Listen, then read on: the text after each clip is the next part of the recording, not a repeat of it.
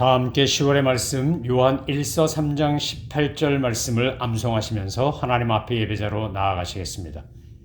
자녀들아, 우리가 말과 혀로만 사랑하지 말고 행함과 진실함으로 하자. 아멘. 찬송가 543장 어려운 일 당할 때 우리 주님 앞에 간절히 기도하는 마음으로 주님을 의지하는 심정으로 고백하며 찬양하시겠습니다.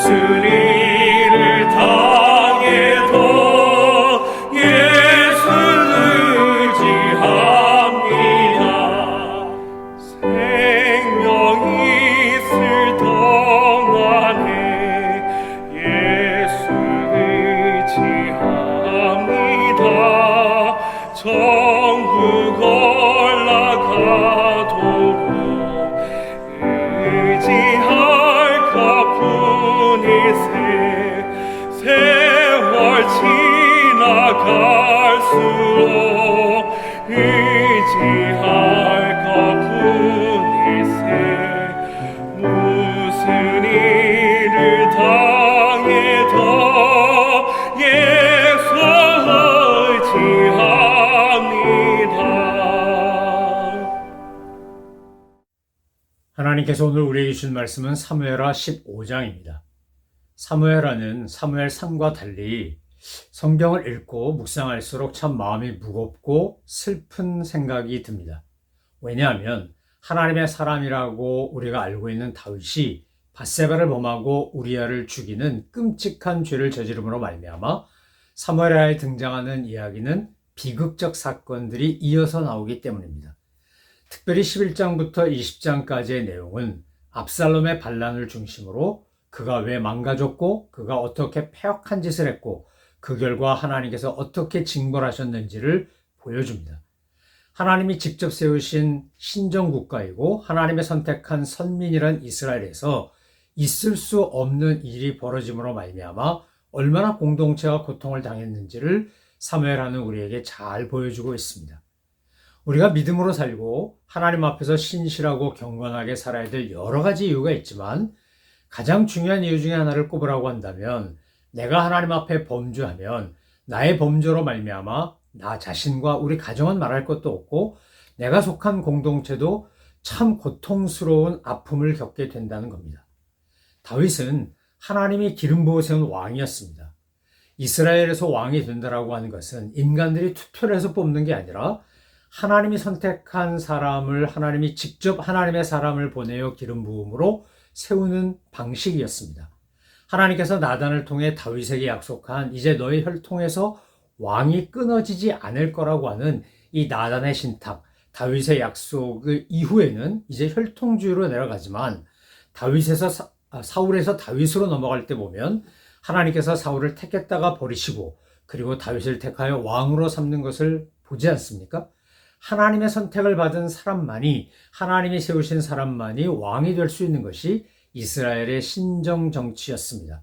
그런데 이 하나님의 법칙과 원리를 깨뜨리고 더 나아가서 자기의 인간적인 욕망으로 해서는 안 될 패역한 짓을 하는 압살롬의 모습을 사무엘하는 우리에게 잘 보여주고 있습니다. 사무엘에 나오는 압살롬의 반란을 읽다 보면 역사적으로 이런 일들이 계속해서 있었구나라는 것을 알게 됩니다. 가장 대표적으로 유명한 사건은 아마 중국의 당 태종 이세민이 일으켰던 반란일 것이고 우리나라에서는 조선시대 때 3대 임금이었던 조선 태종 이방원의 왕자의 난일 것입니다. 이세민은 자기 아버지 이연을 도와 수나라를 무너뜨리고 당나라를 세우는데 혁혁한 공을 세웁니다. 그리고 진왕이 됩니다. 하지만 그가 황제가 될 수 없다는 것을 깨달았을 때 형제들이 자기를 제거하고 자기를 무너뜨리려고 할 때 그는 거꾸로 그들을 쳐서 죽이고 당태종이 됩니다. 그는 당태종이 되어 정관의 치라고 불리우는 뛰어난 정치를 했고 예술가이자 정치가로서 혁혁한 공을 세웁니다. 그러나 그가 고구려를 정복하겠다고 전쟁을 일으켰다가 결국 실패하고 그 전쟁길에 얻은 이질로 인하여 그는 죽습니다. 조선의 태종 이방원도 마찬가지 아닙니까? 아버지 태조 이성계를 도와 조선이라는 나라를 건국하는데 얼마나 큰 공을 세웠습니까? 정한대군 이방원은 그래서 아버지를 위해 또 새로운 나라를 위해 정말 많은 희생을 했습니다. 하지만 태조 이성계가 이방원이 아닌 두 번째 부인에게서 낳은 이방석을 황태자로 왕자로 삼고 그리고 세자로 책봉하고 정도전과 함께 이방석에게 권력을 물려주려고 하는 것을 알고 그 배다른 형제들을 다 죽이고 정도전을 비롯한 사대부를 다 죽이고 권력을 잡기 위한 기반을 닦은 것이 제1차 왕자의 난이었고 그리고 자기 형도 제거하면서 왕권을 자기 형인 정종으로부터 이어받는 이양받는 그런 제2차 왕자의 난을 통해 조선의 태종으로 등극합니다.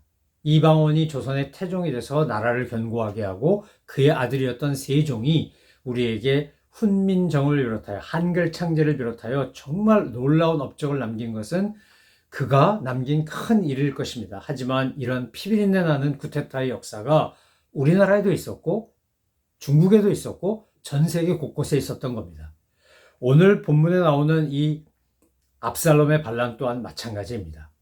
사실 성경을 읽어보면 이 씨앗은 다윗이 죄를 지어서 뿌린 것이고 나단이 경고한 것처럼 그 집안에 피 흘림의 역사가 반복되는 것은 하나님의 징계이지만 만약에 암논이 다말을 범하고 성폭행을 하고 자기 누이를 욕보였을 때 다윗이 이것에 대하여 명명백백하게 일벌 징계를 했다면 압살롬이 암논을 죽이는 일은 없었을지 모르고 또 더 나아가 자기 아버지를 반역하는 일도 없었을지 모릅니다.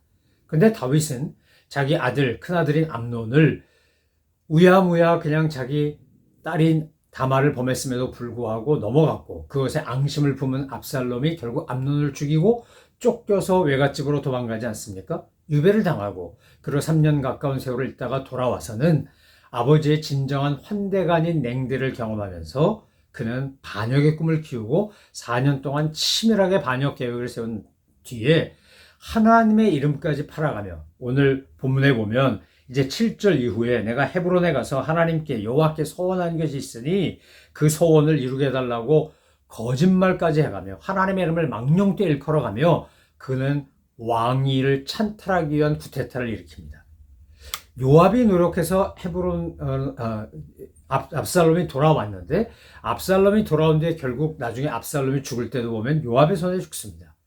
악을 꾀하는 사람들은 결국 자기 꾀에 자기가 빠져서 멸망합니다.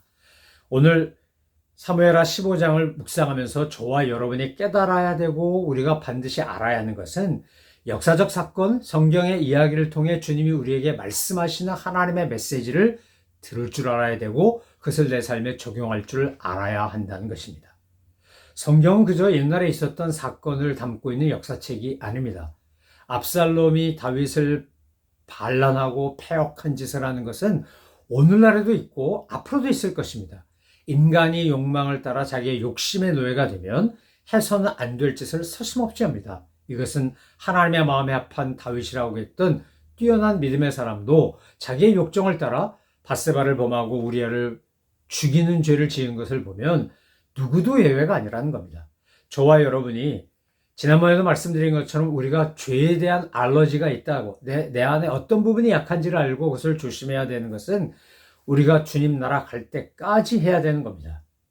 어떤 사람은 돈에, 어떤 사람은 성에, 어떤 사람은 힘에 약합니다. 내가 약한 부분이 있다. 이 부분은 나의 약점이다. 단점이 될 수 있다. 이것에 내가 걸려 넘어질 수 있다는 걸 알면 삼가 조심해야 되고 그것으로 인하여 사탄의 함정에 빠지지 않도록 자신을 지켜달라고 성령님께 은혜를 구하며 하나님 앞에 겸손히 나아가야 하는 것입니다. 압살롬은 3년 동안 유배 생활을 하고 돌아왔을 때 정말 아버지가 자기를 용서하고 환대해 주기를 바랬을 겁니다. 그러나 다윗은 진심으로 그를 용서하고 환대하지 않았습니다. 여러분, 부자지간에도 이렇게 앙심을 품으면 나쁜 짓을 얼마든지 할 수 있습니다. 사무엘하 15장을 통하여 우리가 보는 건 뭡니까? 압살롬은 4년 동안 매우 치밀하게 권력을 찬탈하기 위한 계획을 세웠다는 겁니다. 그래서 그는 뭐든지 합니다.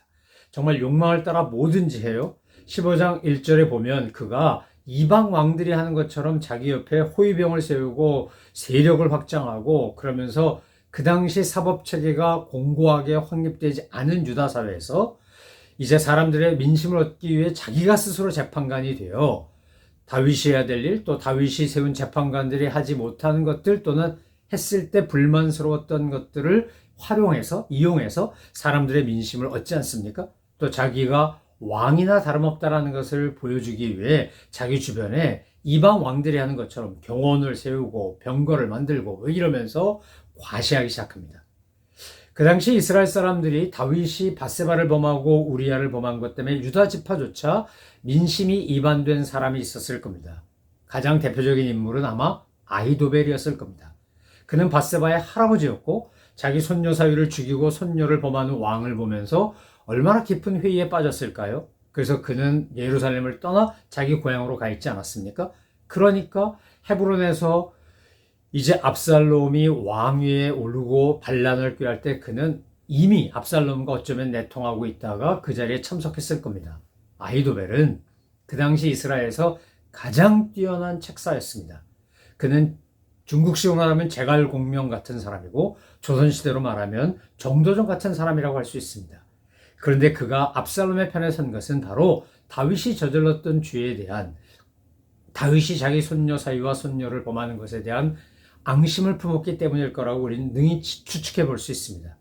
하지만 하나님께서 오늘 사무엘하 15장을 통해 정말 저와 여러분에게 보여주고 들려주고 싶어 하시는 이야기는 핵심은 이겁니다. 압살롬이 반란을 일으켰고 그 반란을 피해 다윗이 도망갈 때의 모습입니다. 여러분, 다윗의 위대한 점은 그가 사울이 자기를 죽이려고 할 때 도망갈 때도 하나님만을 의지했던 것처럼 압살롬의 반란 앞에서도 그는 하나님만을 의지하며 간다는 겁니다. 여러분, 아들인 압살롬이 반란을 꾀하고 쿠데타를 일으키는 것에 비해서 오늘 여기 등장하는 인물들 가운데 이때나 후세 같은 사람들을 보면 진짜 친구와 충심을 가진 부하가 어떤 사람인지를 잘 보여줍니다.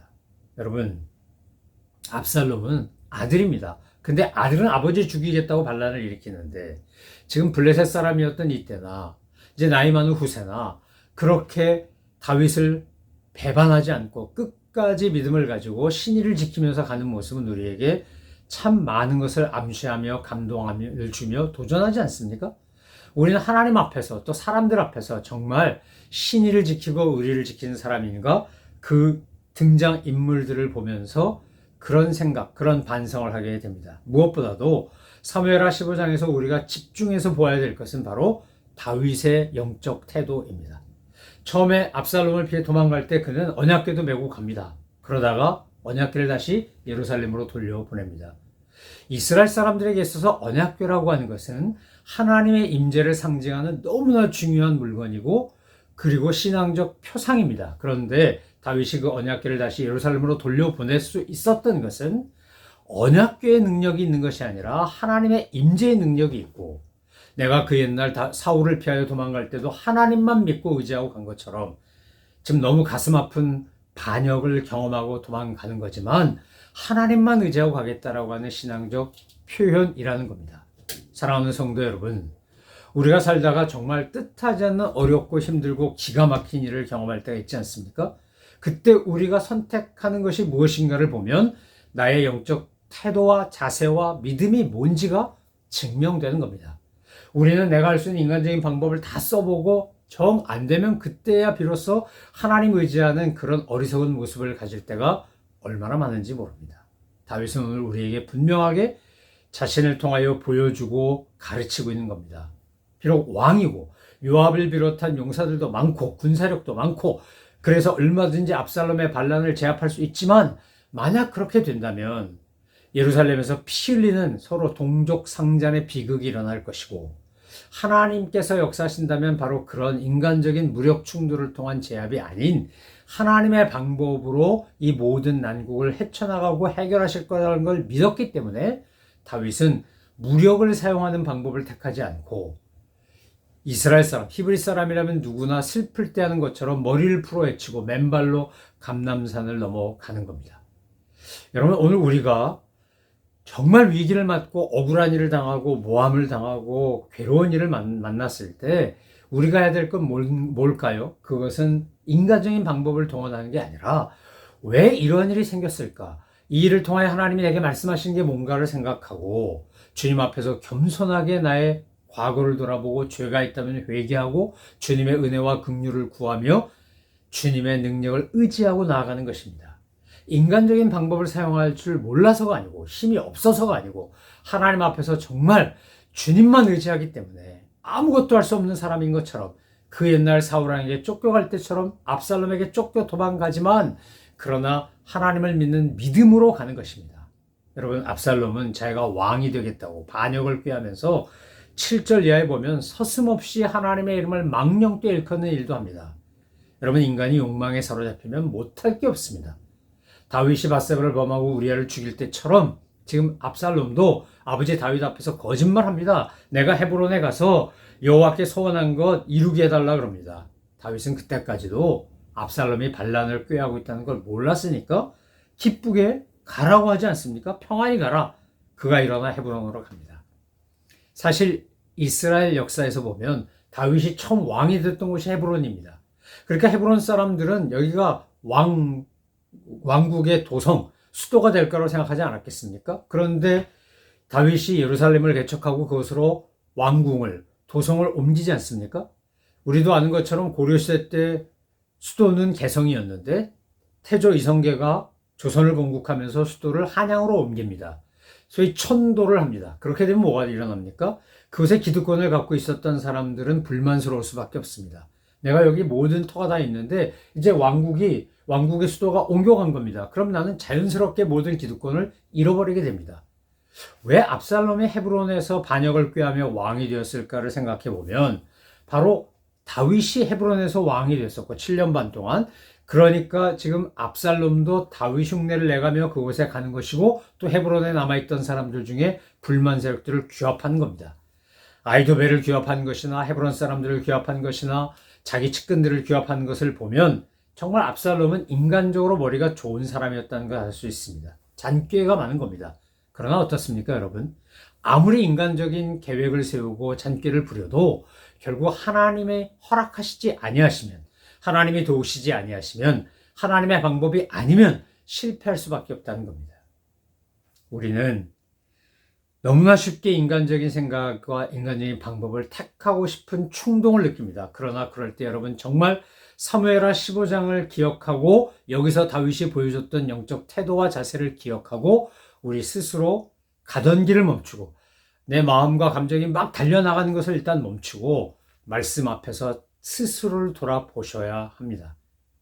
다윗은 어떻게 했는가? 하나님의 사람들은 어떻게 했는가? 하나님이 정말 원하시는 건 뭔가?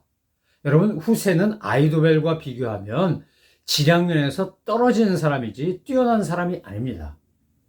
그런데 하나님은 그 후세를 도와 아이도벨의 계약이 실패로 돌아가게 만듭니다. 삼국지에 보면 주유가 제갈공명을 만나고 어찌하여 하늘은 공명도 나 태어나게 하고 나도 태어나게 했냐 그러면서 탄식합니다. 자기의 지략이 공명에 미치지 못함을 깨달았기 때문입니다. 후세는 아이도벨에 미치지 못합니다. 많은 면에서 부족합니다. 그렇지만 하나님이 도우시니까 후세의 모략이 아이도벨의 모략을 이기지 않습니까? 여러분, 신앙으로 산다, 믿음으로 산다라고 하는 것은 내가 내 능력, 내 조건, 내가 갖고 있는 것들을 의지하고 사는 게 아닙니다. 사도 바울이 강조한 것처럼 약한 자들을 들어 강한 자를 부끄럽게 하시고 문벌 좋고 세상적으로 자랑할 만한 것이 없는 이들을 통하여 하나님께서 강한 자를 부끄럽게 하는 것처럼 우리가 믿고 의지하고 나아가는 것은 내 능력, 내 지식, 내 돈, 노력이 아니고 부족하기 짝이 없는 나를 통하여 역사하시는 하나님의 섭리고 은혜이고 능력 아닙니까? 믿음이라고 하는 것은 나를 믿고 사는 게 아니라 하나님을 믿고 사는 겁니다. 하나님을 의지하는 겁니다. 주님 앞에서 우리가 살다 보면, 인생살이 하다 보면 정말 힘들고 억울하고 괴롭고 아픈 일 많이 겪습니다. 예상도 못했던 일, 기가 막힌 일, 어이없는 일, 불쾌하고 정말 화가 치밀어 오르는 일들을 우리 겪습니다. 그런데 여러분, 그때 어떻게 대응하시나요? 저는 오늘 저와 여러분이 다윗처럼 대응하시기를 주님의 이름으로 축원합니다. 하나님을 믿고, 하나님을 신뢰하고, 하나님을 의지하고, 하나님께 맡기고 우리가 믿음으로 나아가면 하나님은 모든 것을 합력하여 선을 이루신 분입니다. 예수님이 능력이 없어서 십자가에서 돌아가셨나요? 베드로가 칼을 뽑아 그렇게 종을 막 귀를 베어낼 때 주님 뭐라 말씀하셨습니까? 칼로 흥한 자 칼로 망하리라 그랬습니다. 천군 천사가 와서 나를 도울 수 있지만 내가 그렇게 하지 않는 것은 이렇게 해서는 하나님의 뜻을 이룰 수 없기 때문이라고 말씀하셨고, 그리고 정말 아무 힘이 없는 존재처럼, 비참한 존재처럼 십자가 달려 돌아가시지 않았습니까? 여러분, 기독교의 방법은 십자가지 칼이 아닙니다. 총이 아닙니다.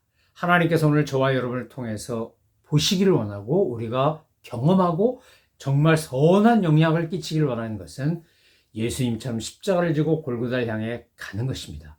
주님께서 우리를 통해 그런 일들을 행하실 때 세상은 변할 것이고 하나님의 섭리와 역사는 완성될 것입니다. 오늘 저와 여러분이 따라 배워야 할 이 다윗의 모습을 매일매일의 삶에 적용하면서 다윗처럼 우리가 온전히 하나님만 의지하고 하나님만 신뢰하고 하나님만 따르는, 하나님의 역사심을 믿고 사는 저와 여러분 되시기를 주님의 이름으로 축원합니다. 기도하시겠습니다. 하나님 아버지, 살다 보면 정말 기가 막히고 힘들고 어렵고 괴롭고 아픈 일들을 얼마나 많이 겪는지 모릅니다. 주님, 그럴 때 저희들 인간적인 방법으로 문제를 해결하려고 들지 말게 하시고 오직 하나님 앞에 나아가 가난하고 겸손한 마음으로 주의 은혜를 구하며 기도하며 믿음으로 말씀대로 살아가는 저희들 다 되게 하여 주옵소서. 감사드리며 예수 그리스도의 이름으로 기도 올려옵나이다. 아멘. 하늘에 계신 우리 아버지, 아버지의 이름을 거룩하게 하시며 아버지의 나라가 오게 하시며 아버지의 뜻이 하늘에서와 같이 땅에서도 이루어지게 하소서. 오늘 우리에게 일용할 양식을 주시고 우리가 우리에게 잘못한 사람을 용서하여 준 것 같이 우리 죄를 용서하여 주시고 우리를 시험에 빠지지 않게 하시고 악에서 구하소서. 나라와 권능과 영광이 영원히 아버지의 것입니다. 아멘.